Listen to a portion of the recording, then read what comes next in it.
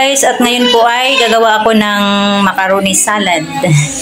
Ayan, ito pong macaroni natin ay nakalaga na to.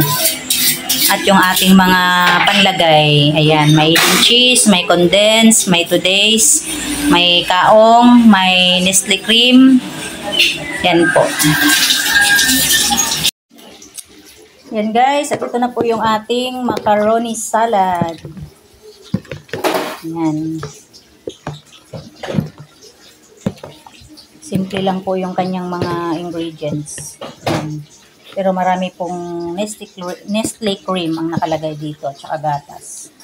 Yan, at ilalagay ko po yan dito sa mga lagayan kasi hindi po magkasya sa ref dahil malaki po itong ating tupper. Yan. Ayan guys, ito na po yung ating macaroni salad. 5 tupper. Yan. At ito po ay ilalagay na natin sa ref para lumamig at mamayang alas 12 ng gabi ay masarap ng kainin.